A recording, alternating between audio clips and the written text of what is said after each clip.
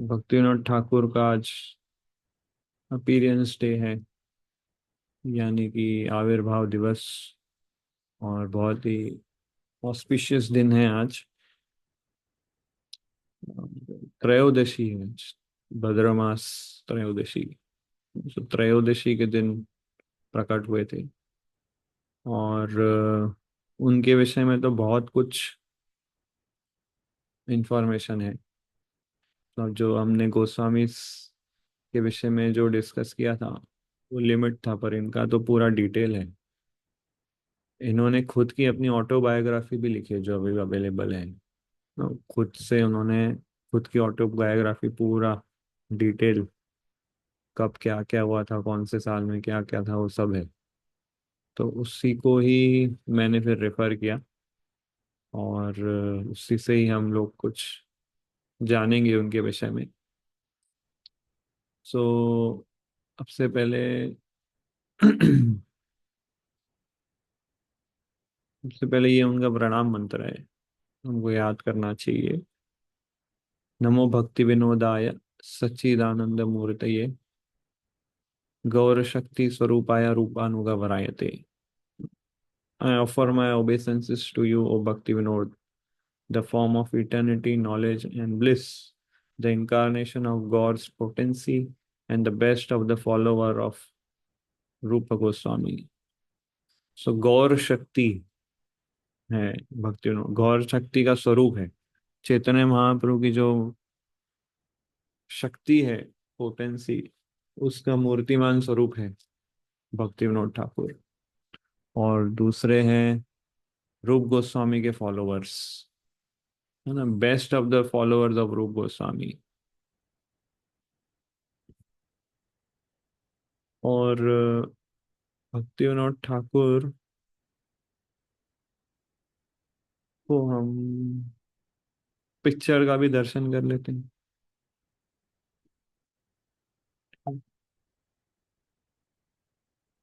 तो ये original picture उनका लिया हुआ है, फोटो, लगभग 1900s के आसपास पिक्चर है। और ये हमारी परंपरा में सबसे महान आचार्य माने जाते हैं। ये गृहस्थ थे, मैजिस्ट्रेट थे, प्रीचर थे, राइटर थे, पोएट थे। सब अच्छे स्किल्स और क्वालिटीज थे इनके अंदर। 1838 इनका जन्म हुआ था। तो इनका जो अ, जन्म था 2 सितंबर 1838। और कहाँ पर हुआ था? बीरनगर में, नाडिया डिस्ट्रिक्ट है बंगाल में। वहां पर बीरनगर गांव का नाम है, उधर उनका जन्म हुआ था। और इनके पिताजी का नाम था आनंद चंद्र दत्त। और इनकी माता का नाम था श्रीमती जगन मोहिनी। तो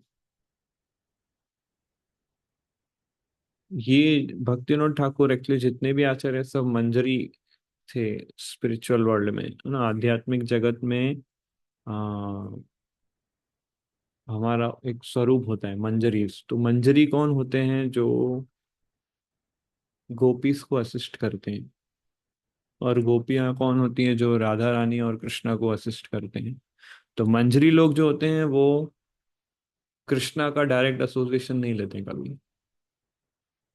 वो हमेशा गोपीस के अंडर में रह के सर्व करते हैं।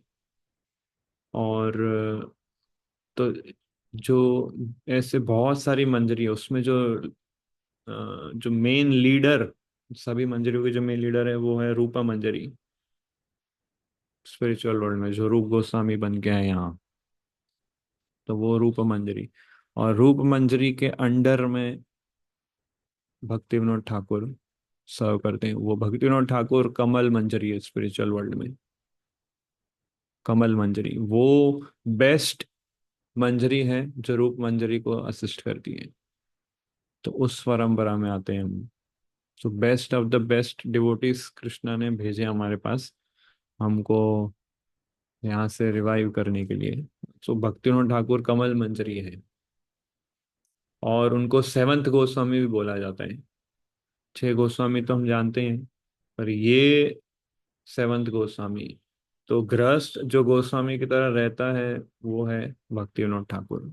उनके लाइफस्टाइल तो आप लोग फ्यूचर में, आप में से कुछ कई भक्त लोग गृहस्थ में जाओगे तो भक्ति विनोद ठाकुर को आपको आइडल मानना चाहिए, है ना। क्योंकि वो गृहस्थ थे पर गोस्वामी थे, गोस्वामी जो सेवंथ गोस्वामी, है ना। तो उनको ये टाइटल दिया था। शिशी कुमार घोष उनके मित्र थे, और एक न्यूज़पेपर के, बड़े न्यूज़पेपर के एडिटर थे उस समय। वो इनको बहुत सपोर्ट और फॉलो करते थे, तो उन्होंने इनको लेटर में लिखा था कि मैंने छह गोस्वामियों को तो नहीं देखा है, बट सेवंथ गोस्वामी का मैं दर्शन कर रहा हूँ यहाँ पर, ऐसा। तो शुरू करते हैं कि उनका बचपन। तो एक्चुअली 1838, उससे पहले का हिस्ट्री पहले मैं थोड़ा बताता हूँ क्या हुआ था। तो चैतन्य महाप्रभु 1486 में जन्म लिए थे, और उन्होंने अपना मूवमेंट स्टार्ट किया। फिर धीरे धीरे सिक्स गोस्वामीज आए, एंड में जीव गोस्वामी रहे। फिर जीव गोस्वामी ने ट्रेन किया तीन भक्तों को, श्यामानंद, स्वरूप दामोदर, सॉरी श्यामानंद पंडित, नरोत्तम दास ठाकुर और श्रीनिवास। तो ऐसा चैतन्य महाप्रभु का टीचिंग्स इन लोगों ने स्प्रेड किया, और फिर समय काल से ये टीचिंग लुप्त हो गया था, कवर हो गया था। लोग इसको प्रॉपरली समझ नहीं पाए कि चैतन्य महाप्रभु की शिक्षा का एग्जैक्ट पर्पस वो समझ नहीं पाए। तो 1750 तक चला ये चैतन्य महाप्रभु की टीचिंग। फिर उसके बाद डाइवर्जन्स आ गए। तो क्योंकि चैतन्य महाप्रभु ने हमको एकदम टॉप मोस्ट माधुर्य रस का शिक्षा प्रदान किया, और इन छह गोस्वामियों ने भी हमको वही शिक्षाएं दी। तो जब समय काल, समय के गुजरते गुजरते ये ज्ञान जो है कवर अप हो गया था, बहुत सारे डाइवर्जन आ गए थे, बहुत सारे सहजी आ गए थे ना, जो बोल रहे थे कि हमारे अंदर वो भगवत प्रेम है, पर वो गलत तरीके से चैतन्य महाप्रभु की शिक्षा का प्रदर्शन कर रहे थे। उनकी शिक्षाओं को तोड़ मरोड़ कर दिया था उन्होंने। सहजिया मतलब जो ये समझते कि हम गोपी हैं, और हम कृष्णा की लीला में हम सहयोग करते हैं। तो ये लोग सब नियमों का पालन नहीं करते थे, और अपने आप को एडवांस मानते थे। इनके अंदर बौद्धिक इच्छा है, पर ये क्या समझते हैं, हम एडवांस्ड हैं, हम गोपी हैं, हमारे लिए मंगला आरती और ये 16 माला और ये नियम की कोई आवश्यकता नहीं है। तो ऐसे प्रकार के लोग बढ़ चुके थे उस समय। और वैष्णव कल्चर पूरा खराब हो चुका था उस समय। वैष्णव धर्म को बहुत निम्न कोटि का धर्म मानते थे। इतनी बुरी हालत थी वैष्णव समाज की। कोई भी कृष्णा का डिवोटी हो या ऐसा तिलक वाला कंठी वाला, उसको लोग क्या समझते हैं, ये सहजिया है, या उसको ऐसा समझते थे कि ये एक्चुअली उस समय लोगों ने इस वैष्णव कल्चर इतना डिसरप्ट हो गया था कि उसको सेक्स रिलीजन ऐसे नाम से लोग जानते थे। इतना डैमेजिंग हो चुका था, क्योंकि सब ये सहजिया बन गए थे, और सभी स्त्रियों को भी मिसयूज करते थे, और रासलीला के नाम पे सबको एक्सप्लॉइट करते थे। ये वैष्णव कल्चर हो गया था पूरा। इसी को ही वैष्णविज्म मानते थे लोग। तो 1750 के आसपास की बात है ये। 100 साल तक ऐसा चला हमारा कल्चर, हमारा रिलीजन। फिर 1838 भक्तिनाथ ठाकुर का जन्म होता है। तो उस समय जब भक्तिनाथ ठाकुर प्रकट हुए, तो बहुत बुरी हालत थी। जो चैतन्य महाप्रभु की शिक्षा थी वो शुद्ध रूप से किसी को पता नहीं थी। चैतन्य चैतामृत भी लुप्त हो गया था, सिक्स गोस्वामी के लिटरेचर्स भी लुप्त हो गए थे, और कोई भी व्यक्ति को ये चैतन्य महाप्रभु की शिक्षाओं पे श्रद्धा फेथ कुछ नहीं था। उन्हें लगा ये बहुत बोगस रिलीजन है। तो उस समय भक्तिनाथ ठाकुर आए और उन्होंने रिवाइव किया ये पूरा।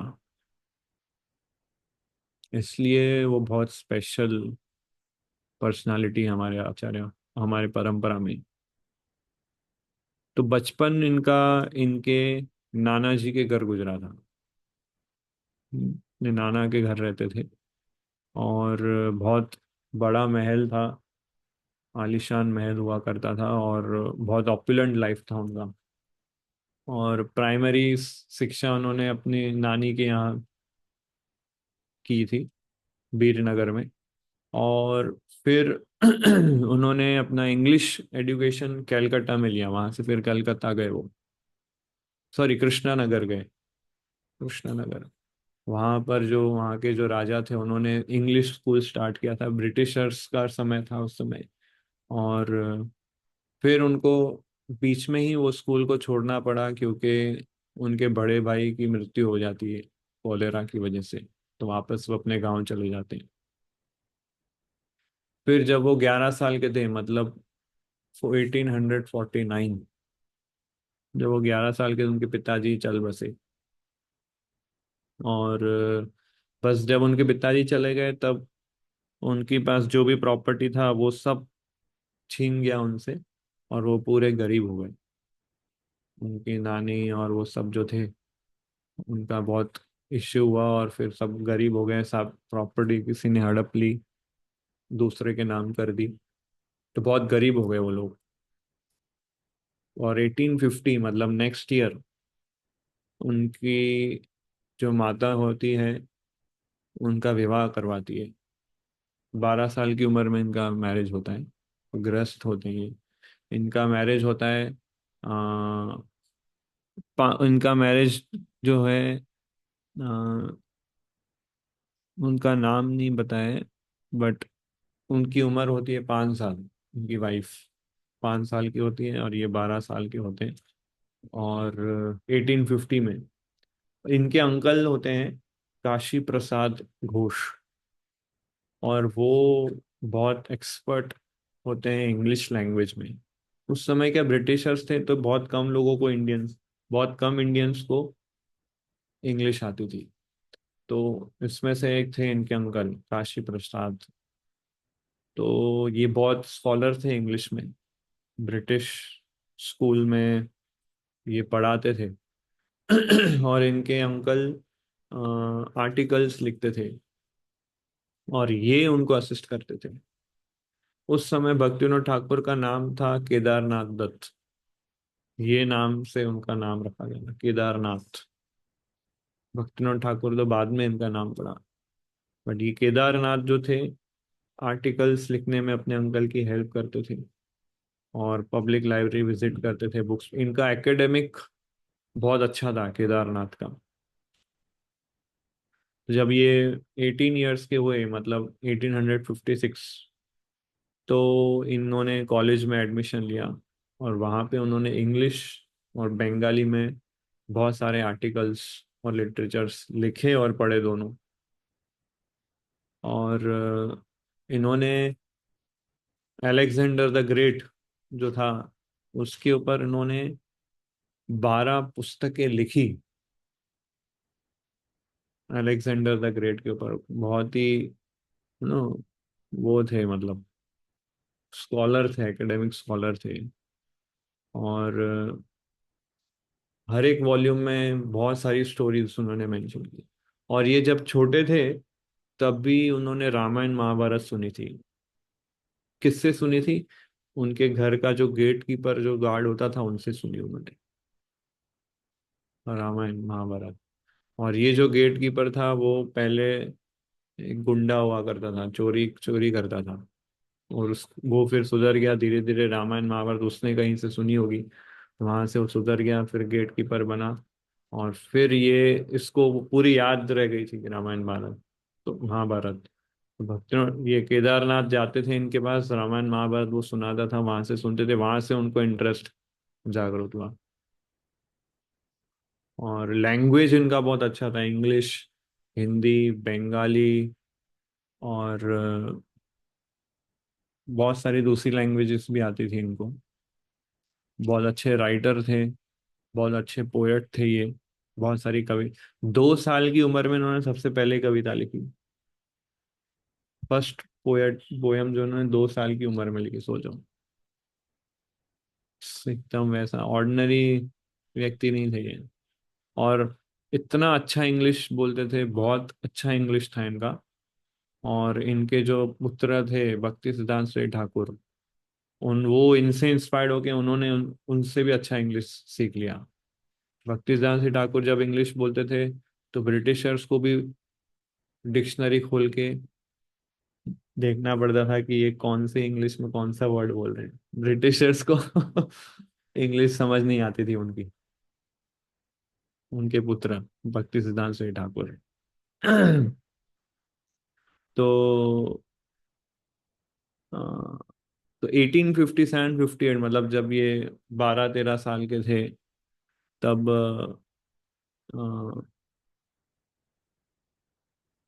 38-48-58, मतलब 19-20 साल के थे तब उन्होंने ये अलेक्जेंडर द ग्रेट पे लिखी थी। और ये क्रिश्चियन रिलीजन से बहुत अट्रैक्ट थे, ईसाई धर्म से काफी अट्रैक्शन था इनको, क्योंकि उनका टीचिंग्स और उनका मिशनरी स्पिरिट उनको बहुत अच्छा लगता था। और अलग अलग रिलीजन के अलग अलग फिलोसॉफीज ये पढ़ते थे, पढ़ते रहते थे, कंपेयर करते थे रिलीजन को, ये रिलीजन कैसा है, वो रिलीजन कैसा है। और अलग अलग फिलोसोफर्स के बुक भी लिखा करते थे, पढ़ा करते थे। अलग अलग फिलोसॉफी, अलग अलग रिलीजन, मतलब इनका एकेडमिक पढ़ाई बहुत अच्छा था। फिर 1858, जब 20 साल के हुए, तब ये अपने जन्म स्थान वीरनगर वापस जाते हैं, नानी के घर वापस। क्योंकि कॉलेज इनका एडमिशन हो जाता है ना कैलकाटा में। फिर जब वापस जाते हैं तो देखते हैं इनका पूरा गांव खाली, एक भी व्यक्ति नहीं। तो तो पता चलता है कि सब लोग कॉलेरा में, उस समय एपिडेमिक हुआ हुआ था क्या कॉलेरा का। तो वहां पर सब पूरा गांव चल बसा, खाली इनकी मम्मी और इनकी नानी बचे। तो उनको तो वापस लेके आ गए, और फिर उड़ीसा चले गए ये। जब ये यंग थे, मतलब 20 ईयर्स के थे, तब इनके माइंड में क्वेश्चन आता था कि मैं कमाऊंगा कैसे, अपना जीवन कैसे चलाऊंगा। क्योंकि उनको बिजनेस में इंटरेस्ट नहीं था। क्यों? क्योंकि उन्होंने देखा था कि बिजनेस में बहुत सारा चीटिंग करना पड़ता है, बहुत सारा गलत बोलना पड़ता है। तो वो उनको अच्छा नहीं लगता था। तो इन्होंने सोचा क्यों ना हम टीचिंग सीखें ना। तो टीचर का प्रोफेशन इन्होंने पकड़ा, क्योंकि टीचिंग में कुछ ज़्यादा झूठ बोलना नहीं है, हमें जस्ट पढ़ाना है। तो इनकी ऐसी डिज़ायर हुई कि टीचर का रोल प्ले करेंगे और टीचिंग स्कूल में जाएंगे। तो स्कूल में, इंग्लिश स्कूल में ये ऐसा टीचर बने। और फिर कुछ टाइम के बाद उसी स्कूल के वो प्रिंसिपल बन गए। 20 साल की उम्र में वो प्रिंसिपल बन गए स्कूल के।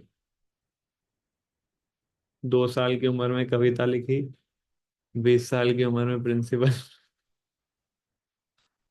प्रिंसिपल बन गए वो। ये सब उन्होंने खुद अपनी बायोग्राफी में लिखा है। हाँ, स्वलिखित, क्या बोलते हैं उसको, स्वलिखित चरित्र, ऐसा कुछ। हाँ, स्वलिखित कथा, ऐसा कोई आत्मकथा ऐसा उसमें लिखा है। तो वहाँ के फिर वो हेड मास्टर और प्रिंसिपल बन गए। फिर 1860, मतलब किन से कौन सा साल हुआ, 38, 48, 58, 22 ईयर्स, 22 साल की उम्र में इनको पहला पुत्र प्राप्त हुआ। अच्युतानंद नाम था। और जब फर्स्ट पुत्र प्राप्त हुआ, उसके बाद उस उनकी जो वाइफ होती है उनका देहांत हो जाता है डिलीवरी में। और फिर वो सेकंड मैरिज करते हैं। दूसरी पत्नी का नाम होता है भगवती देवी। और जब ये स्कूल में प्रिंसिपल थे, तो वहाँ पर स्कूल में भी बहुत सारे अलग अलग रिलीजन और फिलोसॉफीज और प्रैक्टिसेस क्या क्या है दूसरे रिलीजनों की, उसकी स्टडी किया करते थे। तो उन्होंने देखा कि लोग जो है धर्म को बहुत सस्ता लेते थे, चीपली लेते थे। उस समय उनको समझ में आया कि चैतन्य महाप्रभु का जो संकीर्तन मूवमेंट है वो यूनिक है, और वो एकदम अलग है बाकी धर्मों से।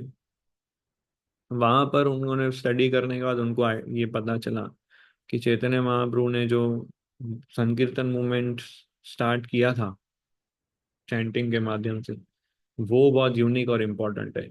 बट उस समय इसको अच्छे से प्रेजेंट नहीं किया गया था सोसाइटी में, ये भी उन्होंने स्टडी किया। तो इन्होंने क्या, एक कार्य करना इस पे शुरू किया कि ये मूवमेंट क्या है एग्जैक्ट, इसके बारे में स्टडी करना उन्होंने शुरू किया। और पर फिर क्या, बाद में अपने जॉब में फिर से व्यस्त हो गए। 1861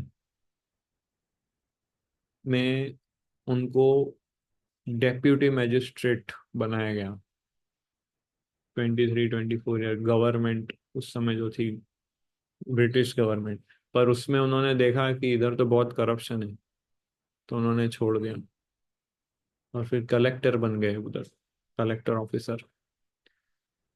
फिर 1866 में फिर से उनको डेप्यूटी मैजिस्ट्रेट बनाया गया। और 68 में पूरे बंगाल के वो डेप्यूटी मैजिस्ट्रेट बने। तो डेप्यूटी मैजिस्ट्रेट बनना उस समय मतलब बहुत बड़ा पोस्ट माना जाता था। जब ये 30 इयर्स के हुए, तब पूरे वेस्ट बंगाल के वो डेप्यूटी मैजिस्ट्रेट बने। जैसे अभी का जो आईएएस ऑफिसर होता है, वैसे उस समय डेप्यूटी मैजिस्ट्रेट होते थे। ये ब्रिटिश गवर्नमेंट में कोई भारतीय को जो सबसे टॉप मोस्ट पोस्ट दी जाती थी वो डेप्यूटी मैजिस्ट्रेट की होती थी। उस समय फिर इन्होंने बहुत स्टडी किया, तब उनको श्रीमद् भागवतम और चैतन्य चैतामृत का ग्रंथ हाथ में मिला उनको। ये गवर्नमेंट पोस्ट पे थे तो कहीं भी जाके वो छानबीन कर सकते थे। तो वहां पर उनको ये श्रीमद् भागवतम और चैतन्य चैतामृत का सेट मिला। इनको फिर याद आया कि मैं स्कूल के टाइम पे था जब, तब मुझे कुछ इंटरेस्ट आया था। पर उस समय कोई भी ओरिजिनल कॉपी नहीं थी किसी के पास चैतन्य चैतामृत की, सब लुप्त हो गई थी। इनको समहाउ फिर ओरिजिनल कॉपी कहीं से मिली, और वहां पे उन्होंने स्टडी करना शुरू किया। चैतन्य चैतामृत उन्होंने बहुत गहराई से उन्होंने अध्ययन किया। उनकी श्रद्धा दिन प्रतिदिन बढ़ते गई, दिन रात वो एक वही पुस्तक पढ़ते थे, और कंटिन्यूअस भगवान वो पढ़ के उनको आंसू आते थे। और समहाउ भगवान की कृपा उनको फील हुई। और तब उनको वो रियलाइज हुआ कि कृष्णा ही चैतन्य महाप्रभु के रूप में आए हैं। तो 1868 की बात है ये। और उस पे वो बहुत इंस्पायर्ड हुए चैतन्य महाप्रभु के मिशन से। वहां से उनका पूरा ये चालू हुआ, चैतन्य महाप्रभु के आंदोलन में कंट्रीब्यूशन देना। 1869 में, 1868 में मतलब जब ये 30 साल के थे, तब इनको डेप्यूटी मजिस्ट्रेट बनाया गया वेस्ट बंगाल में। फिर अगले ही साल उनका फिर ट्रांसफर हो गया, चंपारण करके जगह है वहां पर। उस समय उनका दूसरा पुत्र उनको प्राप्त होता है, राधिका प्रसाद नाम रखते हैं उसका। अब चंपारण में जब उनका ट्रांसफर हुआ, तो वहां पर जब वो गए तो उन्होंने देखा कि कई लोग एक बनियान ट्री, बरगद का जो पेड़ होता है, उसकी पूजा करते थे, ये सोच के कि वहां पर अंदर कोई भूत है, कोई घोस्ट है। तो वो घोस्ट क्या करता था, जो भूत होता था उस पेड़ के अंदर, वो उस इलाके का जो हाई कोर्ट का जो जज होता था, उसको वो इन्फ्लुएंस करता था। कोई भी व्यक्ति उधर पूजा करने आता था कि मेरे फेवर में आप डिसीजन करवाना, है ना, मेरे फेवर में आप डिसीजन करवाना। तो वो घोस्ट उस लोकल जज को इन्फ्लुएंस करता था कि इसके फेवर में ही बोलना है तो, और उसके फेवर में आता था। इस प्रकार उधर जो ऐसा बन गया ट्रेंड कि इधर पूजा करोगे तो आपको हाई कोर्ट में केस जीत जाओगे, ऐसा हो गया था। तो ये बात फिर इस इनको केदारनाथ दत्त को पता चली कि ऐसा ये पेड़ है फेमस। तो उन्होंने बोला, उन्होंने वहां पर फिर भागवत सप्ताह स्टार्ट किया। भागवत सप्ताह तो नहीं, पर बोला सबको कि उस पेड़ के नीचे आप लोग श्रीमद् भागवतम पढ़ना शुरू करो, कंटिन्यूअसली, दिन रात। तो उन्होंने बाकी सभी लोगों के साथ मिलके श्रीमद् भागवतम का रिसाइटेशन स्टार्ट किया उस पेड़ के नीचे। और 1 महीने के अंदर वो पेड़ जो था अपने आप क्रैक हो गया, पूरा क्रैक हो गया। और फिर ऐसा क्रैक हो गया मतलब पूरा आधा हो गया था टुकड़ा। तब लोगों को फील हुआ कि ये जो भूत है यहाँ से, उसका उद्धार हो गया। तब वहां पे सबके अंदर श्रीमद् भागवतम के ऊपर श्रद्धा बढ़ी। तो ये एपिसोड हुआ था उनके लाइफ में। तो तब श्रद्धा जागृत हुई और इन्होंने श्रीमद् भागवतम का और गहराई से अध्ययन करना फिर स्टार्ट किया, और प्रीचिंग करना धीरे धीरे शुरू किया उन्होंने। फिर चंपारण से उनका वो ट्रांसफर हो गए जगन्नाथपुरी। और जगन्नाथपुरी में इनका बहुत इनको बहुत अच्छा लगा सुन के कि उनका ट्रांसफर उधर हो गया जगन्नाथपुरी में। अभी उड़ीसा आ गए। उड़ीसा में एक स्थान है कमन नाला करके, और वहां पर एक योगी रहता था जिसका नाम है बिश किसेन। उड़ीसा की बात है ये, बिश किसेन। तो ये जो था बहुत पावरफुल योगी था। और ये इसके पास बहुत सारे जादू करने आते थे उसको। आग को पी सकता था, पानी के ऊपर चल सकता था, और अपने लोगों के मन को पढ़ सकता था। तो इस टाइप का ये बहुत पावरफुल इन्फ्लुएंशियल योगी था। और ये अपने आप को महाविष्णु का अवतार मानता था। इसके साथ 2 लोग और थे, इसके असिस्टेंट। एक अपने आप को ब्रह्मा जी बोलता था, दूसरा शिव बोलता था, और खुद को वो महाविष्णु बोलता था। इस प्रकार से उसका अपीयरेंस था। और इसका इन्फ्लुएंस बहुत था पूरे उड़ीसा में। जो उड़ीसा का जो राजा था वो भी इसके इन्फ्लुएंस में आ गया था, और वो भी उनको फंड देता था। तो धीरे धीरे, क्योंकि उस समय ब्रिटिश गवर्नमेंट का रूल था, तो ब्रिटिशर जो पुलिस होती थी वो इनको अरेस्ट करना चाहती थी। पर जो सोल्जर्स होते थे जो इनको अरेस्ट करने जाते थे वो भी घबराते थे इनसे, कि अभी कुछ ऐसा कुछ मंत्र बोल देंगे, ऐसा कुछ कर देंगे, हमारी जान खतरे में हो जाएगी। तो ब्रिटिश पुलिस भी उनको पकड़ने से थोड़ा हेजिटेट करती थी।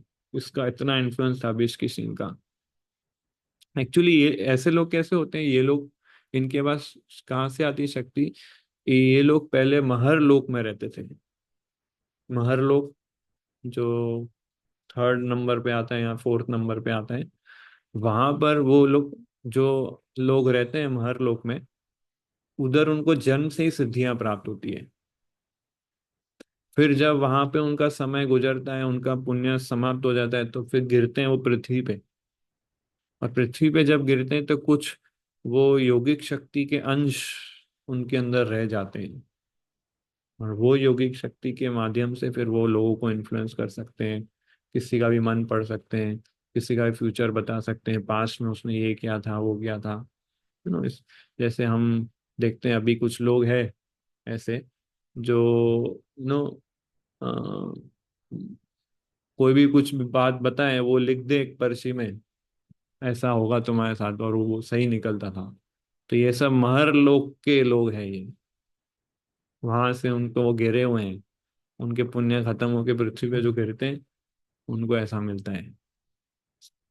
तो ये कोई ऐसा वो कोई ऐसा नहीं है, सिंपल फैक्ट है। तो ये बिश किशन उस कैटेगरी का था। तो अब ब्रिटिश गवर्नमेंट ने सोचा कि इसको कैसे सॉल्व करें इस केस को। तो उन्होंने कांटेक्ट किया केदारनाथ दत्त को, जो बहुत इन्फ्लुएंशियल व्यक्ति थे। तो केदारनाथ दत्त को बोले कि आप ये बिश किशन का जो केस है उसको सॉल्व करो। और डिस्ट्रिक्ट मैजिस्ट्रेट भी थे। तो बिश किशन जो थे, जब उनको इंफॉर्मेशन मिली, सॉरी, केदारनाथ को जब इंफॉर्मेशन मिली बिश किशन के बारे में, तो केदारनाथ पर्सनली जाते हैं उसके पास उसको मिलने। तो जैसे ही वो जाते हैं, वो योगी जो बोलता है, सीधा उसका नाम बोलते हैं, केदारनाथ कैसे हो तुम, मुझे पता था तुम आने वाले हो, तुम्हारा ही वेट कर रहा था मैं। तो अपना वो इन्फ्लुएंस दिखा रहा था। बट केदारनाथ को कोई उससे ज्यादा वो फर्क नहीं पड़ा। तो अ, केदारनाथ ने बोला कि आप जगन्नाथपुरी आओ दर्शन करने, जगन्नाथ जी का ब्लेसिंग्स मिलेगी आपको। तो ये बिश किशन जोर जोर से हंसने लगा कि मैं जगन्नाथ के पास क्यों आऊं, वो तो एक लकड़े की मूर्ति है, मैं स्वयं भगवान हूँ। तो जब केदारनाथ ने ये सुना तो बहुत गुस्सा आया उनको। और इतना गुस्सा आया, उन्होंने उसको अरेस्ट वारंट दे दिया। और उनके साथ जो सिपाही आए थे, समा उनको वो स्ट्रेंथ था कि केदारनाथ ने बोला है तो उसको पकड़ना है। तो उसको पकड़ के पूरी की जेल में लेके गए। और 3 डजन सोल्जर और 72 पुलिस उसको कैप्चर करके जेल में उसके आसपास रहती थी। तो केदारनाथ जो थे, वो एकदम फियरलेस पर्सनालिटी थे। 18 दिन तक उसको जेल में रखा। और जब जेल में रखा तो सब लोगों ने केदारनाथ को बोला कि ये बहुत पावरफुल योगी है, ये आपको कुछ भी कर सकता है, आप प्लीज उसको छोड़ दो। और इसके जो हजारों सपोर्टर थे वो लोग भी सब आ गए उसमें ना, सारा तमाशा करने की, उनको छोड़ दो, उनको रिलीज करो और ये सब। और केदारनाथ ने कुछ किसी की नहीं सुनी। इनफैक्ट जब 6 दिन गुजरे, तो केदारनाथ की जो डॉटर थी, उसके परिवार वाले जो थे, सब एकदम सीरियसली बीमार हो गए। सबका तबीयत स्वास्थ्य बिगड़ गया। उनको पता था केदारनाथ को कि ये उसकी तांत्रिक शक्ति की वजह से हो रहा है। पर केदारनाथ को फिर बहुत लोगों ने समझाया कि आप छोड़ दीजिए, आपके परिवार का जान खतरे में हो जाएगा। केदारनाथ ने बोला कि चलेगा, हम सब मर जाए, नो प्रॉब्लम, पर इसको पनिशमेंट मिलनी चाहिए। सा- तो फिर नेक्स्ट डे ये कोर्ट में केदारनाथ को अनाउंस करना था इसकी पनिशमेंट, है ना। तो जजमेंट देना था। तो फिर क्या, जिस दिन जजमेंट का दिन आया उस दिन केदारनाथ की भी बहुत तबीयत बिगड़ गई। बिल्कुल उसी तरह जिस तरह उनके परिवार की बिगड़ी, सेम वही बीमारी, सेम उसी सीवियरिटी से। वो लिख भी नहीं पा रहे थे, ज्यादा चल भी नहीं पा रहे थे। बट समहाउ फुल डिटर्मिनेशन के साथ, इतना बुखार था उनका और इतना सफरिंग था, वो कोर्ट में गए और उधर लिखना, उन्होंने जजमेंट पास कर दिया समहाउ। तो जजमेंट पास किया तो उसको जेल में डाल दिया, विश किशन को। और जेल में डालने के बाद किसी ने केदारनाथ को बोला था कि इसने अपनी सारी शक्तियां अपने बालों में छुपा दिए। बड़े बाल होते हुआ करते थे उसके। तो उसके समा उसके बाल काट दे हम, तो उसकी सारी शक्तियां चली जाएंगी। क्योंकि 18 दिन उसको जेल में रखा, उसको कुछ खाने के नहीं दिया, कुछ पीने कुछ भी नहीं दिया। तो उसने अपनी सारी शक्तियां बाल में लगा दी थी। इसी ने उसको उनको बताया कि ऐसा बाल अगर उसके काट दें तो कुछ इफेक्ट आएगा। तो उसके बाल काट दिए। जैसे ही उसके बाल काट दिए, केदारनाथ और उसकी फैमिली की हेल्थ रिस्टोर हो जाती है, नॉर्मल हो जाते हैं। और इसको जेल में डाल देते हैं। 3 महीने बाद ये खुद ही पॉइजन लेके फिर मर जाते हैं, विष की शेल। हाँ, इस तरह से ये मैटर सॉल्व किया केदारनाथ ने। तो जैसे ऐसे जगन्नाथपुरी में रहे, और केदारनाथ ने श्रीमद् भागवतम को बहुत गहराई से अध्ययन किया, श्रीधर स्वामी की कमेंट्री पढ़ी, जीव गोस्वामी के साथ संदर्भ पढ़े, रूप गोस्वामी के भक्ति रसामृत सिंधु पढ़ा, और 1874 के बाद इन्होंने डीप चैंटिंग, हरे कृष्ण महामंत्र का जप गहराइयों से उन्होंने लेना शुरू किया। और संस्कृत पे कई सारी उन्होंने पुस्तकें भी लिखी। पुरी के अंदर इन्होंने एक सोसाइटी बनाई थी, भागवत संसत, वैष्णव वैष्णव की सोसाइटी बनाई थी, और वहां पर ये लोग श्रीमद् भागवतम स्टडी करते थे। तो उस समय के सारे जो बड़े बड़े वैष्णव हुआ करते थे वो उस सोसाइटी में आते थे डिस्कस करने, सिवाय एक व्यक्ति के, उसका नाम था रघुनाथ दास बाबा जी। तो रघुनाथ दास बाबा जी कैसे थे कि वो ऐसा मानते थे कि भक्ति विनोद जो है अनऑथोराइज्ड है, ये ना कोई तिलक लगाता है, ना कंठी माला पहनता है, ना सोला माला करता है। तो उस उनको लगा कि ये अनऑथोराइज्ड व्यक्ति है ना। बट क्योंकि जैसे मैंने बताया उस समय चैतन्य महाप्रभु का मिशन और मूवमेंट इतना किसी को पता नहीं था, कुछ ही गिने चुने लोग प्रैक्टिस करते थे। और उस समय क्या मैक्सिमम लोग यहाँ तो सहजिया बन जाते थे, बहुत कम लोग बाबा जी वेश, समझते थे बाबा जी वेश, परम हंसा कैटेगरी, सन्यास से भी ऊपर का स्टेज है वो।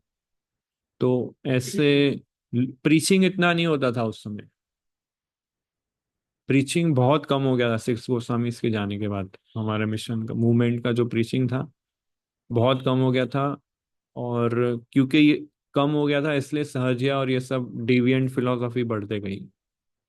तो प्रीचिंग स्टार्ट हमारे मूवमेंट, हमारे लाइन में सबसे पहले फिर भक्ति विनोद ठाकुर ने स्टार्ट किया। ये इनका biggest and most important contribution रहा। कृष्णा कॉन्शियस जो प्रीचिंग है उसके पाइनियर, उसके फाउंडर भक्ति विनोद ठाकुर हैं।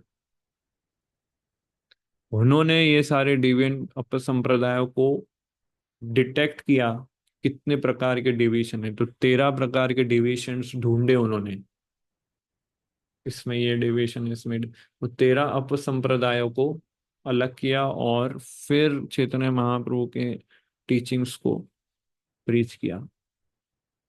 तो ये बहुत डिफिकल्ट टास्क था, कोई भी व्यक्ति इसको कर नहीं सकता। तो इसलिए अगर हम प्रीचिंग नहीं करेंगे तो डेविएंट फिलोसॉफी बढ़ते जाएगी, बढ़ते जाएगी। हम लोग खाली अपना रीडिंग हियरिंग ही सोचेंगे, अपनी माला करना ही सोचें का ध्यान रखेंगे, पर प्रचार नहीं करेंगे तो ग्रेजुअली फिर वैसा हाल हो जाएगा। इसलिए प्रीचिंग बहुत इंपॉर्टेंट सर्विस है।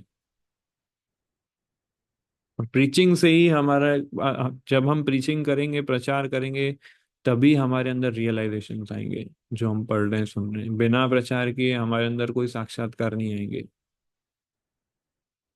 तो भक्तिनाथ ठाकुर ने ऐसा स्टार्ट किया भागवतम स्टडी सर्कल। उसमें एक भक्त नहीं आता था, उनका नाम था रघुनाथ दास बाबा जी। वो समझते कि ये अनऑथराइज्ड है, और इनफैक्ट ये दूसरे वैष्णव को भी बोलते थे कि मत जाओ तुम उधर, अनऑथराइज्ड है। तो फिर कुछ टाइम के बाद अ, इनको बीमारी हो गई, रघुनाथ दास बाबा जी को। और सपने में जगन्नाथ जी आए इनके, और इनको जगन्नाथ जी बोलते हैं कि आप भक्तिविनोद ठाकुर से क्षमा मांगो, उनसे कृपा मांगो, तभी तुम्हारी बीमारी ठीक होगी, नहीं तो तुम्हें मृत्यु प्राप्त होगा। फिर वो उठते हैं, भक्तिविनोद ठाकुर के पास जाते हैं, उनसे क्षमा मांगते हैं, भक्तिविनोद ठाकुर उनको दवाई भी देते हैं, उससे वो ठीक भी हो जाते हैं। तब उनको पता चलता है कि ये बहुत महान पर्सनालिटी है। ये सब होता है जगन्नाथपुरी में।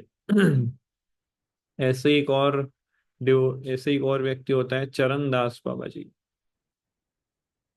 तो इन्होंने क्या किया था, क्योंकि डेविएशन बहुत था, तो इन्होंने क्या, हरे कृष्ण महामंत्र का प्रीचिंग बंद करवा दिया, और इन्होंने अपना खुद का मंत्र बनाया, निताई गौर राधे श्याम हरे कृष्ण हरे राम। सुना होगा आपने ये बहुत जगह। नवदीप में भी ये बजता रहता है, निताई गौर राधे श्याम हरे कृष्णा हरे राम।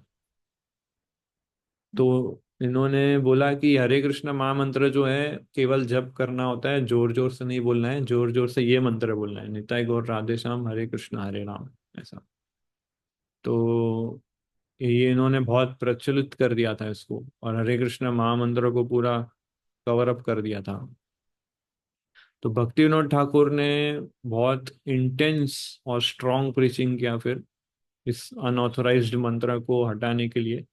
और इसको चरण दास बाबा जी को भी वो पर्सनली मिले, उनको कन्विंस किया, उनको समझाया बहुत। तब थोड़ा थोड़ा ये समझ गए, चरण दास बाबा जी अल्टीमेटली समझ गए कि गलती हुई है, चैतन्य महाप्रभु ने हरे कृष्ण महामंत्र दिया है, उसी का हमें प्रचार करना चाहिए। तो इनको फिर बहुत दुख हुआ कि मैंने ये महामंत्र का प्रीचिंग रोक दिया। और फिर 6 महीने बाद उनकी मृत्यु हो जाती है अपने आप, चरण दास। तो ये कुछ पास टाइम उनके साथ घटी थी जो अपनी बायोग्राफी में लिखते हैं। भक्तिनाथ ठाकुर उस समय के बहुत प्रसिद्ध स्कॉलर हुआ करते थे, जैसे उन्होंने बताया एकेडमिक इनका बहुत ही स्ट्रांग था। और फिर उसी समय जगन्नाथ मंदिर का उनको मैनेजर बनाते हैं, पुरी में जो जगन्नाथ टेम्पल है वहां पर। वो अपने गवर्नमेंट पावर को यूज करके उन्होंने पूरे डीटी वर्शिप को, स्टैंडर्ड्स को बहुत ही अच्छा बनाया, टाइमली वर्शिप करना, अच्छे पुजारी एकदम रेगुलेशंस के साथ, सारे सिस्टम्स के साथ। और मंदिर के अंदर भी उन्होंने एक भक्ति मंडप करके एक स्थान बनाया था जहाँ पे रेगुलर श्रीमद् भागवतम का चर्चा और डिस्कशन होगा। बहुत। जगन्नाथपुरी में जब ये रहते थे तो टोटा गोपीनाथ मंदिर है जहाँ गदाधर पंडित रहते थे, भागवतम स्टडी करते थे चैतन्य महाप्रभु के साथ। तो वहां पर ये काफी टाइम स्पेंड किया करते थे, एक्सटेंसिव जपा, एक्सटेंसिव भागवतम रीडिंग। फिर हरिदास ठाकुर का जो सिद्ध बकुल पेड़ है जिसके नीचे जप करते थे, उधर भी वो जाते थे। गंभीरा है वहां पर चैतन्य महाप्रभु का, वहां पर भी वो जाके चैंटिंग करते थे। फिर 1874, क्या एज होगी 1874 में उनकी? 1838 में बॉर्न हुए। 36, 26, 38, 48, 36 ना।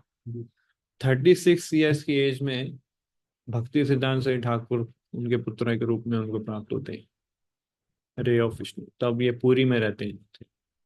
तो पुरी में जो हम जानते हैं ग्रैंड रोड, हम लोग शायद गए नहीं होंगे, ग्रैंड रोड है जहाँ से रथ यात्रा गुजरती है, मेन रोड। वहां पर उनका घर हुआ करता था। और हर साल रथ यात्रा, क्योंकि वो पुरी के मैजिस्ट्रेट थे, रथ वहां पे उनके घर के बाहर रुका करता था। तो जैसे कि हम जानते हैं कि फिर एक जब रथ रुका तो 2-3 दिन तक उनके घर के बाहर ही खड़ा रहा। तो ये पुत्र उनको प्राप्त हुए, उनका नाम रखा इन्होंने बिमल प्रसाद। और आगे चल के ये बहुत बड़े वैष्णव लीडर, आचार्य, स्कॉलर बनते हैं, और फिर प्रभुपाद के गुरु भी बनते हैं, शिला प्रभुपाद के। तो उनको विमल प्रसाद जो है, जगन्नाथ जी, उनकी माता विमल प्रसाद को जगन्नाथ के विग्रह के नीचे रखती है, तो जैसे ही रखती है जगन्नाथ जी का गार्लैंड उनके ऊपर गिरता है। तो कंफर्म हो जाता है कि भक्तिविनोद ठाकुर ने जो प्रे किया था कि मुझे एक ऐसा पुत्र चाहिए जो आपके संदेश का प्रचार पूरे भारत में करे, तो वो थे, उनकी प्रार्थना का ही आंसर था बिमल प्रसाद। तो 6 महीने के थे तब ये पूरी घटना घटी थी। और जब बिमल प्रसाद 7 वर्ष के हुए, उन्होंने पूरी भगवत गीता कंठस्थ कर ली थी। और कई श्लोकों को वो एक्सप्लेन भी कर सकते थे, परपोर्ट दे सकते थे। तो उनके पिताजी जो थे, मतलब भक्ति विनोद ठाकुर केदारनाथ दत्त, वो उनको ट्रेनिंग देने लगे कि प्रूफ रीडिंग कैसे करना है, प्रिंटिंग कैसे करना है। और उनके मदद से उन्होंने फिर वैष्णव मैगजीन एक निकाली, सज्जन तोषिनी। जैसे प्रभुपाद ने भगवत दर्शन मैगजीन निकाली, ऐसे इन्होंने सज्जन तोषिनी निकाली। तो उस समय कैसा था कि जो पुरी के जो राजा थे, उन्होंने कुछ एक गड़बड़ किया था, क्योंकि गवर्नमेंट ऑफिसर थे। तो पुरी के राजा ने 80,000 रुपए का कुछ घोटाला किया था, गवर्नमेंट के पैसों का। 80,000 रुपए उस समय बहुत बड़ा अमाउंट होता था। तो भक्तिनाथ ठाकुर ने बोला ये तो मंदिर का पैसा है और ये पुरी के राजा इसको सेंस ग्रेटिफिकेशन में लगा रहे हैं। तो इन्होंने उन राजा को फोर्स किया कि आप जगन्नाथ जी को जो रोज 56 भोग लगता है, उसका पेमेंट आप करोगे, क्योंकि आपने इतना गवर्नमेंट का पैसा का घोटाला किया है। तो इससे क्या हुआ, राजा को बहुत गुस्सा आ गया। तो गुस्सा आ गया तो उसने क्या किया, लगभग 50 पंडितों को बुलाया और वहां पे 30 दिन तक एक तांत्रिक यज्ञ किया केदारनाथ को मारने के लिए। 30 दिन तक, मतलब बहुत गुस्सा आया था उसको। तो 50 पंडितों, ब्राह्मण पंडितों को बुलाया और 30 दिन तक ऐसा तांत्रिक यज्ञ आरंभ किया भक्तिनाथ ठाकुर को मारने के लिए। फिर जब लास्ट दिन था और लास्ट आहुति जब देनी थी उस यज्ञ में, तो जैसे ही यज्ञ ऐसे स्वाहा करके बोलते हैं, उस राजा को न्यूज़ मिलता है कि उसका खुद का पुत्र मर जाते हैं। क्योंकि भक्तिनाथ ठाकुर इतने महान प्योर हार्टेड होते हैं कि उस पे कोई तांत्रिक विद्या एक्ट नहीं कर पाई। पर उल्टा इफेक्ट क्या है कि इसका खुद का बेटा मर गया।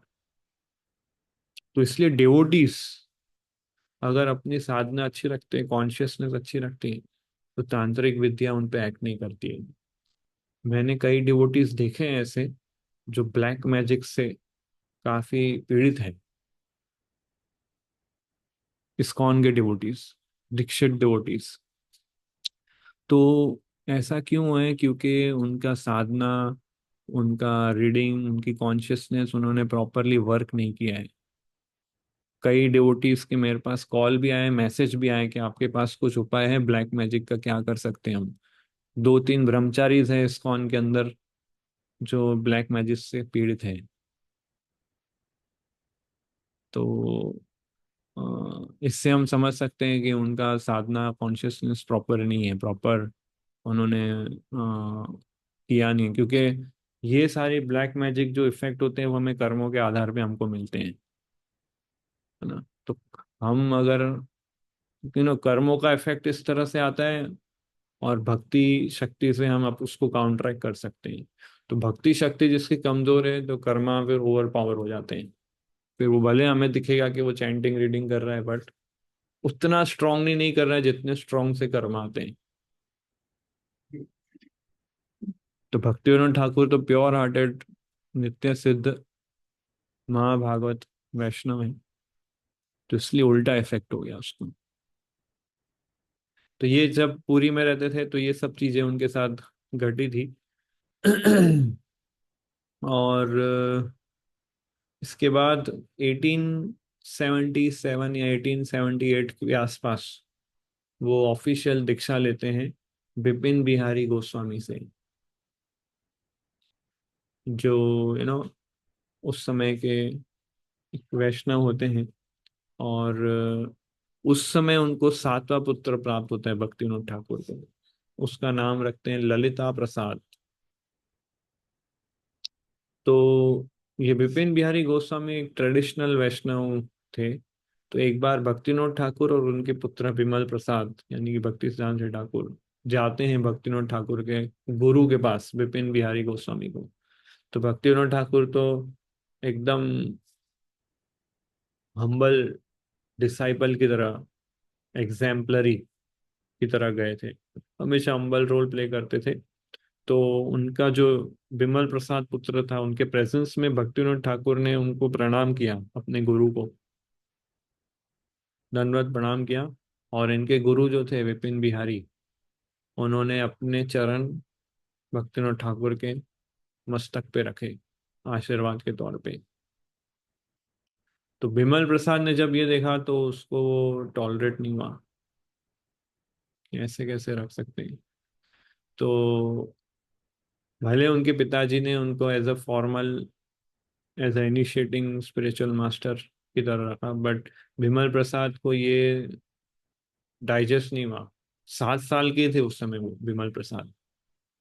तो जब भक्तिनाथ ठाकुर फिर वो रूम छोड़ के कहीं गए दूसरे कार्य में, तो ये विमल प्रसाद और उनके गुरु विपिन बिहारी एक साथ थे अकेले। तो ये विमल प्रसाद ने बहुत बोल्डली और एकदम डांट के विपिन बिहारी को बोला कि तुम जो बड़े बड़े गुरु की तरह बिहेव कर रहे हो और अपने पैर इनके मस्तक पे डाल रहे हो, क्या आपको पता नहीं है कि ये कौन है ना?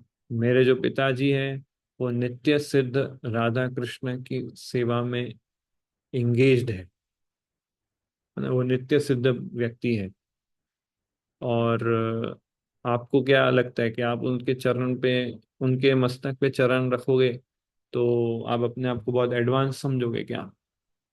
तो ऐसा बहुत टफ और डांट के बोलते हैं। 7 साल के व्यक्ति उनके गुरु को डांट रहे हैं। तो और फिर बोलते हैं ये बंद करो तुम्हारा ये सब गुरु करना, और तुम क्वालिफाइड नहीं हो गुरु के, तुम इस तरह से ऐसे महान वैष्णव के साथ डील कर रहे हो। फिर भक्तिनाथ ठाकुर जब अंदर वापस आते हैं तो उन दोनों का जो बात होता है वो चेंज हो जाता है कन्वर्सेशन। फिर बाद में विपिन बिहारी बोलते हैं भक्तिनाथ ठाकुर के कि तुम्हारा जो पुत्र है बहुत रूड है, बहुत उसको एटिकेट नहीं पता है। बट भक्तिनाथ ठाकुर उसको इतना सीरियसली नहीं लेते हैं। भक्तिनाथ ठाकुर को बाद में पता चलता है फिर के विमल प्रसाद ने क्या बोला उनको ना, बट उनको वो सीरियसली नहीं लेते। तो ये एक पास टाइम था।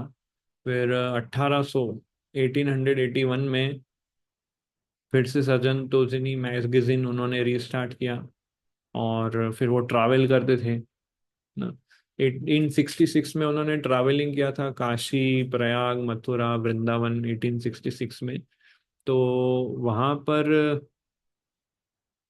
उस ट्रैवलिंग के दौरान उनको जगन्नाथ दास बाबा जी का भी एसोसिएशन मिलता है। उस समय जगन्नाथ दास बाबा जी लीडर थे वैष्णव समाज के, चैतन्य महाप्रभु की परंपरा में। उस समय वो आचार्य थे जगन्नाथ दास बाबा जी। तो वो क्या 6 महीने वृंदावन में रहते थे, 6 महीने नवदीप में रहते थे। उस समय उनकी एज 140 ईयर्स की थी, 140 साल की, या 128 साल जैसा। तो वृंदावन से कभी नवदीप जाते थे, कभी वृंदावन जाते, तो जब उनसे मिले भक्तिनाथ ठाकुर तो उन्होंने उनको फिर अपना शिक्षा गुरु एक्सेप्ट कर लिया वहां पर, जगन्नाथ दास बाबा जी महाराज को। और जब वृंदावन से वो जब वापस आए कैलकाटा में, वहां पर उन्होंने अपना खुद का एक घर खरीद लिया, उसका नाम रखा भक्ति भवन।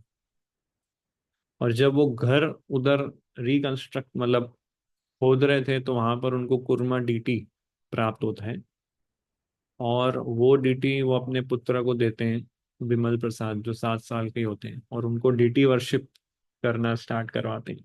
कुर्मा डीटी मिलता है उनको।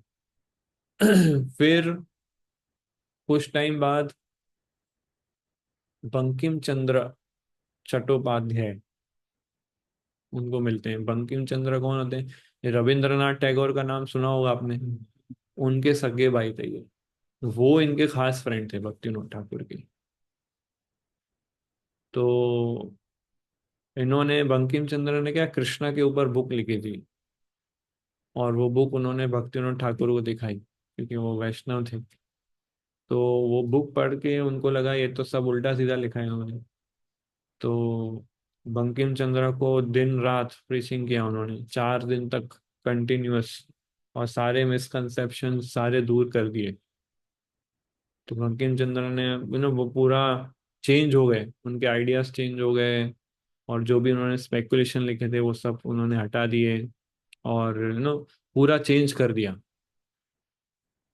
तो फिर बाद में उन्होंने वो बुक फिर से एडिट करके फिर से रिलीज की। तो तो इस प्रकार से देखें तो बुक के जो ऑथर ओरिजिनल कौन थे, भक्तिविनोद ठाकुर। ये पूरा, बाकी इन्होंने तो जो प्रीफेस भी उन्होंने, उनके द्वारा ही उन्होंने लिखवाया। तो प्रीफेस भी भक्तिविनोद ठाकुर ने लिखा, पूरा बुक भी भक्तिविनोद ठाकुर ने लिखा, खाली नाम इनका आता है बंकिम चंद्र, इस तरह से। और 1886 में फिर भक्तिविनोद ठाकुर जो है भगवत गीता के ऊपर कमेंट्री लिखते हैं। विश्वनाथ चक्रवर्ती ठाकुर की कमेंट्री रिलीज करते हैं बंगाली में ट्रांसलेट करके। तो फर्स्ट एडिशन बंगाली की भगवत गीता की इन्होंने पब्लिश की भक्तिविनोद ठाकुर ने। और उसका प्रिफेस बंकिम चंद्र से लिखवाया उन्होंने,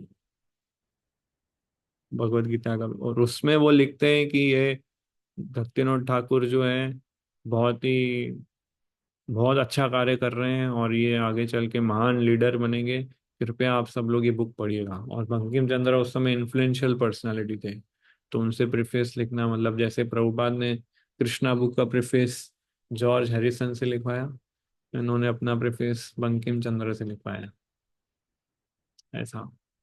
फिर बाद में वो शिफ्ट होते हैं श्री रामपुर में, और वहां पर भक्तिनाथ ठाकुर फिर चैतन्य शिक्षामृत बुक लिखते हैं, और बहुत सारी पुस्तकें लिखी, मतलब पूरे अपने उन्होंने अपने पूरे जीवन काल में 100 से भी अधिक पुस्तकें लिखी, बंगाली, इंग्लिश और संस्कृत लैंग्वेज में। चैतन्य शिक्षामृत लिखी, वैष्णव सिद्धांत माला लिखी, प्रेम प्रतिका, फिर मन शिक्षा, ये सारी पुस्तकें इन्होंने लिखी। और कैलकाटा में उन्होंने चैतन्य यंत्र प्रेस का भी निर्माण किया, प्रिंटिंग प्रेस, उनके घर के नजदीक में, वहां पर उन्होंने प्रिंटिंग प्रेस का भी स्टार्ट किया। फिर 1887 में उन्होंने सोचा कि मैं रिजाइन करता हूँ अब गवर्नमेंट जॉब से, और मैं जाता हूँ वृंदावन। तो जब उन्होंने ऐसा सोचा, तो उस दिन उनको रात को सपने में आते हैं। सपने में कौन आते हैं? चैतन्य महाप्रभु आते हैं। और चैतन्य महाप्रभु उनको बोलते हैं कि आप वृंदावन जाओ, कोई प्रॉब्लम नहीं है, बट तुम्हारी सेवा नवद्वीप में जो है वो बाकी है। कौन सी सेवा? चैतन्य महाप्रभु का जन्म स्थान, तो उसका क्या करोगे? ये बोल के महाप्रभु डिसअपियर हो गए और भक्तिनाथ ठाकुर उठ जाते हैं। तो अ, इनके साथ एक भक्त होते हैं, भक्ति ब्रिंग महाशय, उनको ये शेयर करते हैं अपना सपना, भक्तिनाथ ठाकुर, कि ऐसा मैंने सपना देखा और महाप्रभु ऐसा बोल रहे हैं कि उनका जन्म स्थान ढूंढना है। तो ये उनको फिर सजेस्ट करते हैं कि आप पुरी से ट्रांसफर ले लो कृष्णा नगर, जो नवद्वीप के नजदीक में है, वहां आप ट्रांसफर ले लो, फिर तुम अपना ये टास्क मिशन जो है वो कर सकते हो इजीली। तो ट्रांसफर ले लेते हैं। इनको एक्चुअली क्या, भक्तिनाथ ठाकुर को बहुत बड़ा ऑफर मिलता है गवर्नमेंट की तरफ से। जो पुरी के मैजिस्ट्रेट होते हैं वहां पे उनको बहुत बड़ा ऑफर मिलता है कि त्रिपुरा स्टेट के वो मिनिस्टर बन सकते थे, आसाम के चीफ कमिश्नर बन सकते हैं। वो सारे ऑफर को रिजेक्ट कर दिया और कृष्णा नगर में एक डेप्यूटी मैजिस्ट्रेट के रूप में वो चले गए, नीचे की पोस्ट पर आ गए। तो जब भगवान की सेवा करनी हो, गुरु के इंस्ट्रक्शंस को फुलफिल करना हो, तो डिवोटी उसको फर्स्ट प्रायोरिटी देता है, न कि प्रमोशन और पोस्ट को। तो भगवान ने उनको ये आदेश दिया और ये कृष्णा नगर शिफ्ट हो गए। तो कृष्णा नगर जब शिफ्ट हुए तो ये नवद्वीप भ्रमण करते रहते थे, महाप्रभु के जन्म स्थान को ढूंढते रहते थे। एक्चुअली गंगा नदी जो बहती है उसके दो तट होते हैं, ईस्ट और वेस्ट, पूर्व और पश्चिम। उस समय महाप्रभु के जन्म स्थान को लोग पश्चिम तट पे वर्शिप करते थे। और वो एक्चुअल में उसका ओरिजिनल बर्थ प्लेस नहीं हुआ करता था महाप्रभु का। तो बहुत ऐसा मिसकंसेप्शन था, तो सब वेस्टर्न घाट पे जाके महाप्रभु के जन्म स्थान को वर्शिप करते थे। तो इन्होंने एक रात धर्मशाला में वहां रुके थे नवद्वीप में, और उस धर्मशाला के टेरेस पे चलते चलते जप कर रहे थे, चैंटिंग कर रहे थे। तो चैंटिंग करते हुए उन्होंने देखा कि एक स्थान से एक दिव्य प्रकाश निकल रहा है। ऐसा उन्होंने दूर से देखा, और फिर वो प्रकाश चला जाता है। नेक्स्ट डे फिर क्या, फिर से वो भ्रमण करते हैं महाप्रभु के जन्म स्थान को, कृष्णा नगर की लाइब्रेरी में जाते हैं। वहाँ पे जो भी ओल्ड मैन्युस्क्रिप्ट्स रखे होते हैं चैतन्य भागवत के, नवदीप धाम परिक्रमा के, वो सब मैन्युस्क्रिप्ट स्टडी करते हैं और उस स्थान को मैपिंग करते हैं। अलग अलग जगहों पे पूरा ऐसा रिसर्च वर्क करते हैं। और रिसर्च वर्क करते करते वो उस स्थान पर पहुंचते हैं जहां से उनको वो दिव्य प्रकाश दिखता है। तो जब उस स्थान पे पहुंचते हैं तो वहां पर उनको क्या दिखता है कि उधर बहुत सारी तुलसी महारानी उगी हुई है। सब जगह तुलसी तुलसी तुलसी तुलसी, एकदम ऐसे जंगल जैसा था। ये ईस्टर्न घाट पे। तो उनको फिर तब वहां पर रियलाइजेशन हुआ कि यही जन स्थान होना चाहिए। मैप लेके गए थे, पूरा ऐसा रिसर्च कर रहे थे। और सब लोग उस तरफ मैप, अच्छा जब उन्होंने मैप खोल के देखा लाइब्रेरी में, तो उधर उनको मियाँपुर करके जगह पता चली। मियाँपुर मतलब जो मुस्लिम लोग ने उनका नाम मियाँपुर रख दिया था, और एक्चुअल में था वो मायापुर। तो उनको लगा ये जनस्थान होना चाहिए। और फिर उनको याद आते हैं उनके शिक्षा गुरु जगन्नाथ दास बाबा जी महाराज। उस समय वो नवदीप में रहते होते हैं। तो उनसे वो कंफर्मेशन लेना चाहते थे, क्योंकि वो महान वैष्णव आचार्य थे। ये भी नित्य सिद्ध महान वैष्णव थे, बट हम्बलनेस, ह्यूमिलिटी, कि उनसे अप्रूवल होगा तभी कंफर्मेशन होगा। तो उस समय जगन्नाथ दास बाबा जी 140 ईयर्स के थे। उनका शरीर एकदम बेंड हो चुका था, और उनके सर्वेंट थे उनको टोकरी में लेके ट्रैवल करते थे। तो इन्होंने ये गए उनके पास, बोला मुझे महाप्रभु का एक जन्म स्थान लग रहा है, एक स्थान पर है, आप चल के मुझे बता सकते हैं कि क्या वो वास्तविक जन्म स्थान है कि नहीं। तो इनके सर्वेंट उनको टोकरी में बिठा के उस स्थान पर लेके आते हैं। तो जैसे ही वो स्थान पे पहुंचते हैं, जगन्नाथ दास बाबा जी तुरंत वहां उस टोकरी से बाहर जन्म लगाते हैं और बोलते हैं यही जन्म स्थान है महाप्रभु का, यही है जन्म स्थान। तब उनको फिर कंफर्मेशन मिलता है। और ये जन्म स्थान मिल जाता है, उसके बाद भक्तिनाथ ठाकुर एक पुस्तक लिखते हैं, नवदीप धाम महात्म्य। और उस पुस्तक के आधार पे फिर इस्कॉन के डिवोटीज ने नवदीप मंडल परिक्रमा बुक लिखी, और पूरा नवदीप मंडल परिक्रमा फिर स्टार्ट होता है। तो इस तरह से उन्होंने ये पूरा ढूंढा 1887 में। ये डिस्कवर हो जाता है जब जन्म स्थान। फिर इन्होंने सोचते हैं अभी ये कि मैं 2 साल की छुट्टी ले लेता हूँ, ये प्रीचिंग करना है अब।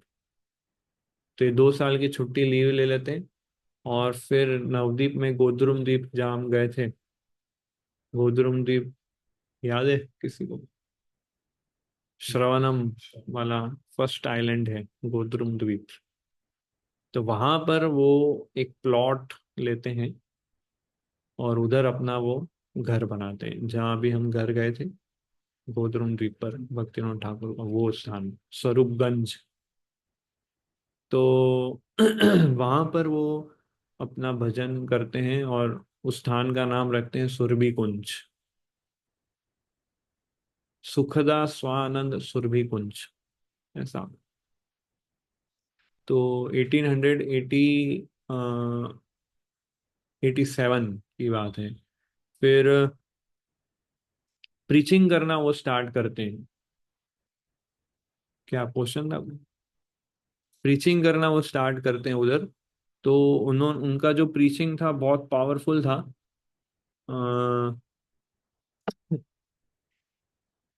500 नाम हट बोले थे उन्होंने। नाम हट यानी कि प्रीचिंग प्रोग्राम्स, जहाँ पर छोटे छोटे लोकेलिटीज में लोगों को इकट्ठा करना और हरि नाम कीर्तन करना और भागवतम और गीता से लेक्चर देना। तो ऐसे 500 प्रोग्राम्स उन्होंने स्टार्ट किए थे। और ऐसे नहीं एक एक प्रोग्राम में 50-100 लोग आ रहे हैं, ऐसा नहीं था। एक एक प्रोग्राम में 2000 लोग आते थे। तो बहुत बड़ा प्रीचिंग उन्होंने स्टार्ट किया था। तो 500 प्रोग्राम्स, हर एक प्रोग्राम में 2000 लोग, कितने हुए? एक तो 10,000 के 1 लाख। एक दो तीन, 1 2 3 4 5 6, कितने? 10 लाख। 10 लाख लोग भक्त बनाए उन्होंने। 500 प्रोग्राम, हर एक प्रोग्राम में 2000 लोग। ये आइडिया उनको कहाँ से मिला? नामहट का आइडिया उनको कहाँ से मिला पता है? क्रिश्चियन मिशनरी से। सब वो वहां से प्रीचिंग, वैसा प्रीचिंग करते थे।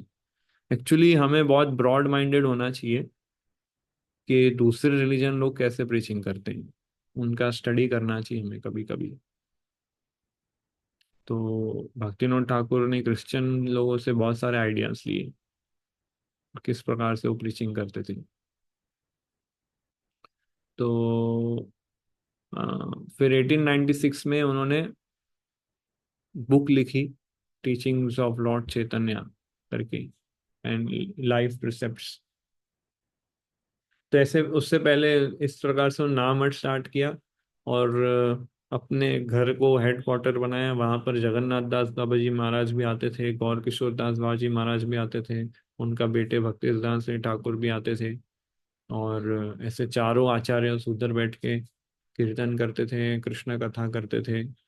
और कई साल पहले नित्यानंद प्रभु ने भी गोद्रुम द्वीप में अपना हेडक्वार्टर बनाया था, सुरभि कुंज में। और वहीं से उनको दर्शन होता है एक अद्भुत मंदिर का। जब वो अपने घर की बालकनी में होते हैं, अपने पुत्र के साथ खड़े होते हैं, तो सामने जलंगी नदी के सामने वहां पे भी उनको फिर से दिव्य प्रकाश दिखता है। और वहां पर उनको वो आइडिया आता है कि वो दिव्य मंदिर जो महाप्रभु की शिक्षाओं का प्रचार प्रसार करेगा, उस स्थान पे बनेगा। तो आज उस स्थान पे टीओबीपी बन रहा है मंदिर हमारा अभी। ऐसा बताया 2026 में ओपनिंग होगा उसका, बट देखते हैं। बट इसलिए हम परंपरा में, प्योर परंपरा में आ रहे हैं, इस्कॉन सोसाइटी। तो एक बार भक्तिनाथ ठाकुर के पुत्र को एक बार एक स्किन की बीमारी हो जाती है। जगन्नाथ दास बाबा जी उनको बोलते हैं कि उनको बोलो कि महाप्रभु का जो जन्म स्थान है वहां पर लेट जाए, पूरी रात, एक रात वहां पर लेटे। तो वहां पर वो गए लेटने, नेक्स्ट दिन सुबह उठे तो उनका बीमारी ठीक हो जाता है। फिर 1891 में फिर से वो लीव लेते हैं गवर्नमेंट से। और एक्चुअली कैसा होता है कि उनका बहुत इन्फ्लुएंस होता है ब्रिटिश गवर्नमेंट में। और वो रिजाइन देना चाहते थे, उनके रेजिग्नेशन को स्वीकारते नहीं थे। उनका काम इतना अच्छा लगा उन गवर्नमेंट ऑफिसर्स को कि उनको वो छोड़ने ही नहीं देते थे। और इतना बात यहाँ तक आ गई कि गवर्नमेंट ने ऐसा बोला कि आप के लिए हम स्पेशल ट्रेन बनाएंगे आपके घर से ऑफिस तक, पर आप हमको छोड़िए मत। तो वो स्पेशल रेलवे ट्रैक भी बनाया। आज भी वो रेलवे ट्रैक है, भक्तिनाथ ठाकुर के घर से उनके कोर्ट तक। वो एक रेलवे ट्रैक बनाया, और रेलवे इंजन, जिसमें एक इंजन और एक डब्बा बस, और उस डब्बे में भक्तिनाथ ठाकुर अकेले बैठते नहीं। वो ट्रेन उनको लेने जाती थी, वापस ड्रॉप करती थी। तो ट्रेन उनके लिए स्पेशल बनाई थी भक्तिनाथ। तो मटेरियली भी कितना उन्होंने प्रोग्रेस किया, आप सोचो। और ऊपर से इतने डिटैच भी थे, और स्पिरिचुअली भी वो आचार्य बने।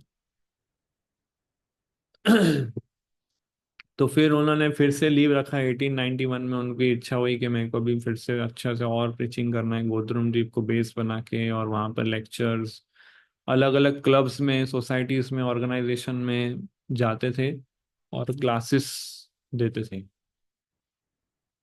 और फिर 1894 में जब 56 ईयर्स के हुए वो, उन्होंने रिटायरमेंट ले लिया डेप्यूटी मजिस्ट्रेट से। और बहुत अपोज आया गवर्नमेंट की तरफ से, बट somehow उन्होंने ले लिया। सुरभि कुंज में वहाँ रहते थे, वहाँ प्रीचिंग करते थे, अपनी पुस्तकें लिखते थे, कभी कभी कैलकटा भी जाते थे, और घर घर जाके फंड रेज भी करते थे। इसके लिए फंड रेज करते थे कि चैतन्य महाप्रभु का जो जन्म स्थान जो उनको मिला, वहां पर उनको योग पीठ मंदिर बनाना था, उसके लिए। तो वो पर्पसफुली हर व्यक्ति से एक एक रुपया ही लेते थे। कोई ज्यादा देता था तो वो नहीं लेते थे। ये सोचते थे कि जितने अगर एक व्यक्ति ज्यादा देगा तो दूसरे लोगों को सेवा करने नहीं मिलेगा। हर व्यक्ति एक एक रुपया देगा तो बहुत सारे लोग जुड़ सकते हैं इस सेवा में। इसलिए हर व्यक्ति से एक एक आना या एक एक रुपया ही लेते थे, ताकि मैक्सिमम लोगों की तरफ से कंट्रीब्यूशन आए। एक व्यक्ति 100-200 देगा तो फिर उतने लोग कम हो गए। तो उनको फंड रेजिंग से ज्यादा इंटरेस्ट था कि ज्यादा लोग जुड़े। फिर 1894 की बात थी। अब 1896 भक्तिनाथ ठाकुर जाते हैं त्रिपुरा स्टेट में। वहाँ के जो राजा उनको इनवाइट करते हैं, वहाँ पर वो 4 दिन रुके। हरि नाम पे सेमिनार्स लिए उन्होंने बहुत सारे। पूरे वहाँ के लोकल लोग सब प्रभावित हो गए। वो वहाँ के राजा भी प्रभावित हो गए, डिवोटी बन गए वहाँ के राजा 4 दिन में। 1896 ऐतिहासिक साल है। उसी साल शिला प्रभुपाद का भी जन्म होता है। उसी साल भक्तिनाथ ठाकुर अ, अपनी पुस्तक Chaitanya Mahaprabhu his life and प्रिसेप्ट्स USA में बेचते हैं। अलग अलग जगह पे बेचते हैं। यूरोप में शायद, यूके में बेचते हैं, यूएसए में बेचते हैं, रशिया में बेचते हैं, और ऑस्ट्रेलिया में बेचते हैं अपनी कॉपीज उस समय 1896 में।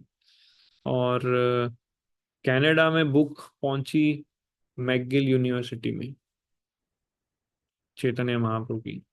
तो ये फर्स्ट आचार्य थे जिन्होंने वर्ल्ड वाइड प्रीचिंग स्टार्ट किया हमारी परंपरा में। और उसी साल इन्होंने प्रिडिक्ट किया था कि फ्यूचर में ऐसा कोई महान भक्त आएगा जो पूरे पूरे वर्ल्ड को भक्त बनाएगा, और सारे वर्ल्ड को नवदीप धाम में ले आएगा, और जय सच्चिदानंद लोग करेंगे कीर्तन। American, European, Russian. तो वो भविष्यवाणी शिला प्रभुपाद ने पूरी की। और फिर जगन्नाथपुरी में भी उन्होंने अपना घर बनाया, भक्ति कुटीर करके। वहां पर जहाँ उनका घर है आज, वहां पर ही हमें इस्कॉन मंदिर वहां पर बनाए, इस जगन्नाथपुरी में। भक्तिनाथ ठाकुर का जो घर है वही इस्कॉन मंदिर अब बन गया है। वो इस्कॉन को मिल गया वो प्रॉपर्टी। तो उधर वो रहते थे। उनका एक असिस्टेंट था, कृष्णदास बाबा जी, उनका डिसाइपल और असिस्टेंट। और उनको हमेशा एकम्पनी करता था, हम लास्ट दिन तक ये रहे इनके साथ। और भक्ति कुटीर में वो निर्जन भजन और एकदम इंटेंस प्रोग्राम के साथ करते थे। नवदीप में जब वो रहते थे तो उनका घर जो था, उधर उनको एक बहुत छोटा स्पेस था जहाँ पे वो चैंटिंग करते थे। वो अब अगर आप देखोगे उनके रूम पर एक बहुत छोटा सा स्पेस है, और उस स्पेस का जो दीवार बहुत मोटा है, ताकि वो आवाज बाहर की नहीं है। वो इतना छोटा स्पेस है कि उसमें सिर्फ एक ही व्यक्ति बैठ सकता है जब करने के लिए। तो इतना होगा लगभग, इससे थोड़ा बड़ा। और उधर बैठ के वो जब करते थे इंटेंसली, कोई डिस्ट्रैक्शन नहीं। तो इसलिए चैंटिंग में उनको बहुत ही फोकस और इंटेंस अट्रैक्शन था। 1908 में एक बार उनके ऑफिसर आते हैं, ब्रिटिश ऑफिसर, विलियम ड्यूक करके, जो उस समय के गवर्नमेंट के चीफ सेक्रेटरी होते हैं।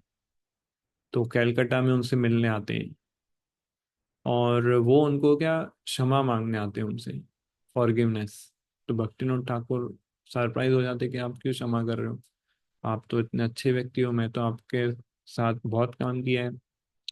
तो अ, तो ये बोलते हैं मैजिस्ट्रेट, ये सॉरी, विलियम ड्यूक, बोले कि अ, हम मैंने एक्चुअली, आप जब हमारे साथ काम करते थे तो मैंने एक्चुअली उस समय प्लान बनाया था कि आपको आपकी पोस्ट से हटा दूं, और इनफैक्ट मैंने आपको मारने का भी प्लान बनाया था, जान से मारने का प्लान। बट समहाउ आप बच गए और कुछ हुआ नहीं आपको। बट आप तो एकदम सेंटली पर्सनालिटी हो, और नो, इतना अच्छा हार्ट है आपका, तो इसलिए मैं आपसे क्षमा मांगने आया हूँ। बट भक्तिनाथ ठाकुर ने आंसर दिया कि मैं तो आपको हमेशा मेरा फ्रेंड माना है, वेल विशर माना है। तो भक्तिनाथ ठाकुर खुश हुए उनकी इस बात से कि ऑनेस्ट ओपन किया। बट बाद में उनको बहुत शॉकिंग भी लगता है कि ये व्यक्ति मुझे मारने वाला था, क्योंकि बहुत अच्छा फ्रेंड था उसका उनके वो।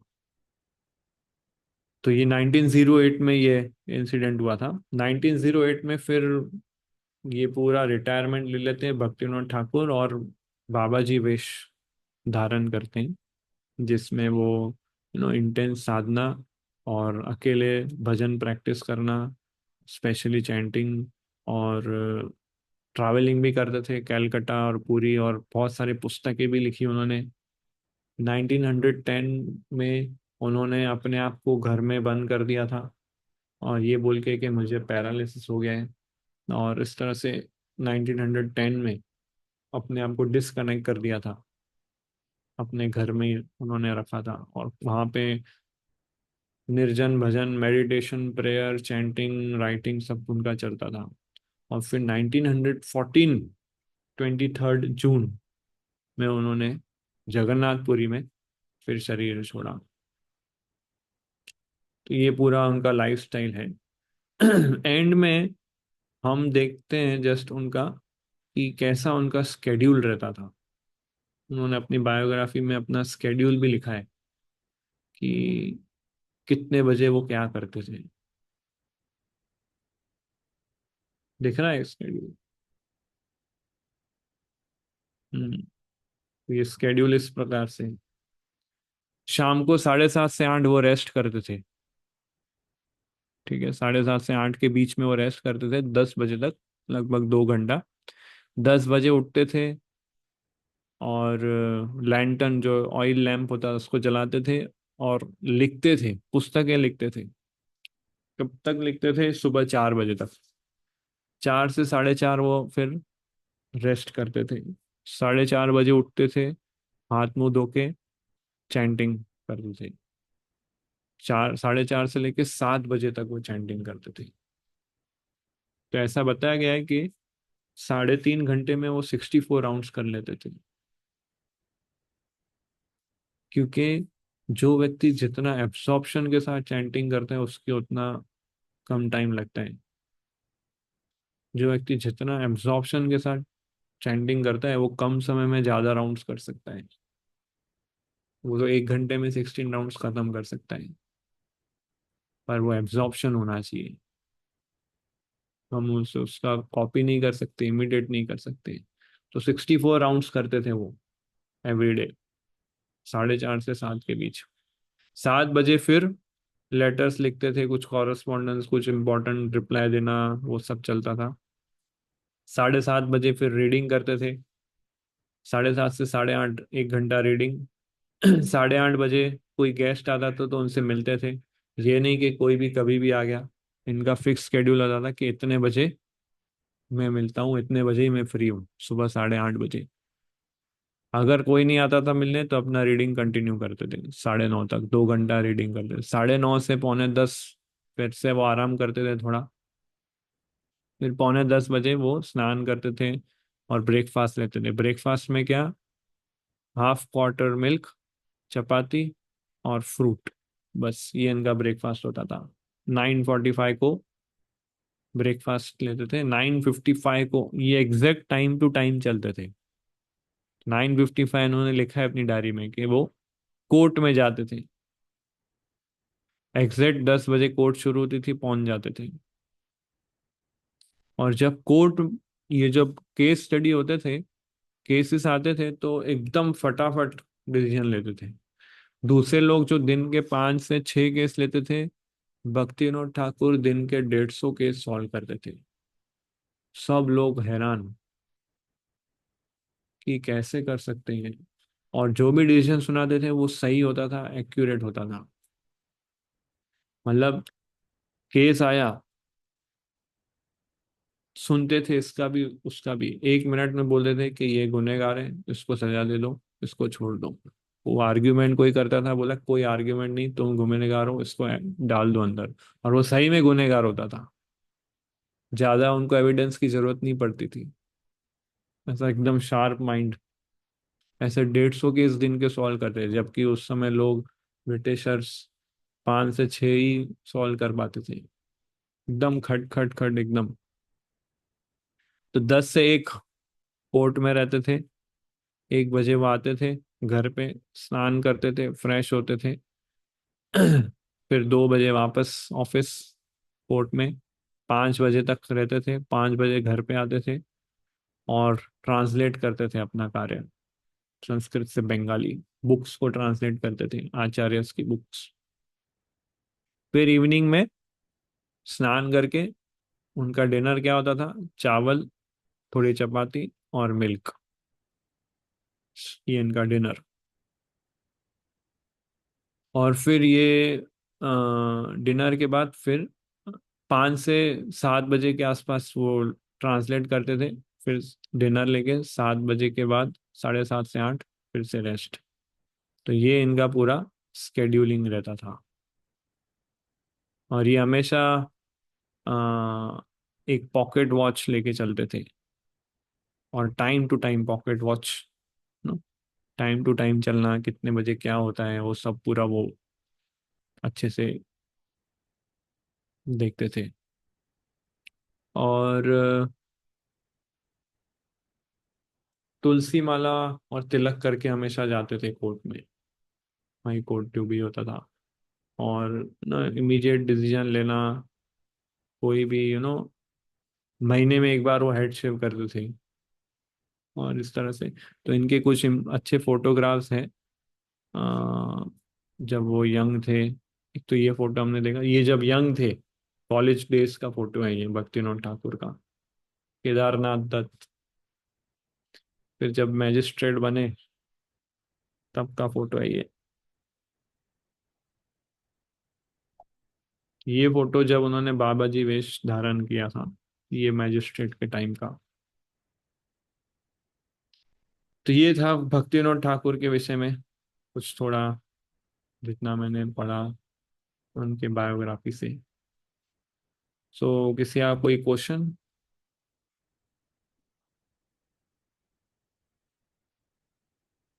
तो इनके पुस्तक कहाँ मिलेंगे पढ़ने को?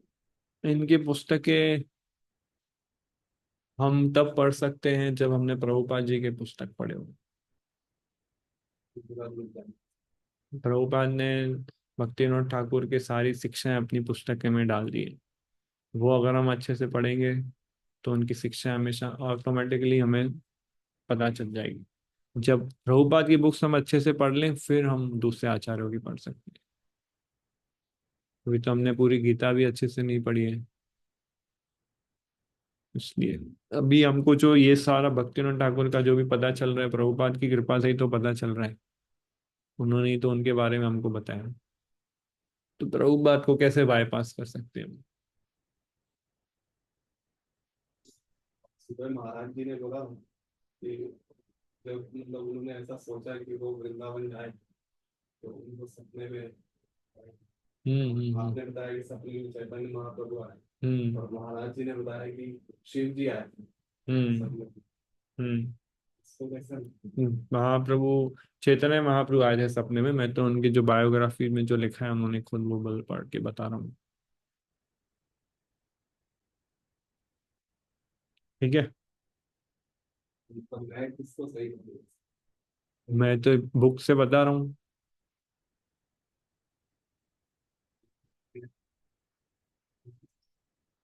पता नहीं, हो सकता है। मैं तो कहीं सुना नहीं कि शिव जी आए थे उनके सपने में। नहीं, मैंने कहीं और सुना नहीं है ऐसा, मैं बता रहा हूँ कि शिव जी आए थे। दूसरे लेक्चर्स में भी मैंने महाप्रभु जी का ही सुना है। यस, जगन्नाथ प्रभु। हरे कृष्ण प्रभु। तो प्रभु जी, मेरा क्वेश्चन ये था कि भक्ति विनोद ठाकुर के जो इनिशिएटिंग जो गुरु है, उनके बारे में हम ज़्यादा मतलब ऐसा कुछ डिस्क्रिप्शन आता नहीं है, तो हमने कभी सुना नहीं है। और मोस्टली उनके जो नगेन शिक्षा गुरु बिहारी से। गोस्वामी नाम होता है उनका। अच्छा। वो। इनिशिएटिंग गुरु मैं तो बोलते बताया था, मैं लेक्चर में बोला था। हाँ मतलब मैं उनकी बात करता कि उनका मतलब मैं ऐसा बोल रहा था कि उनका मतलब ज़्यादा हम कहीं पे मतलब मेंशन आता नहीं है, ऐसा मैं हाँ बोल रहा था। हाँ हाँ हाँ, यस। तो ज्यादा वो। ज्यादा वो इंस्पायर्ड थे जगन्नाथ दास बाबा से। अच्छा, तो हमारे जो मतलब जो हमारे जो गुरु परंपरा है उसमें जगन्नाथ दास बाबा जी है, उसके बाद हम्म। भक्तिनाथ ठाकुर, तो मतलब वो इंस्पिरेशन पॉइंट ऑफ व्यू से वो इस तरह से। शिक्षा गुरु के वो थे जगन्नाथ दास बाबा जी। ओके। Yes yes.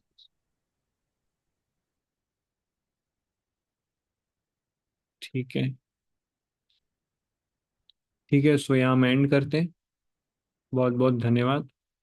शिला भक्ति विनोद ठाकुर की जय। शिला जय। प्रभुपाद की जय। जय।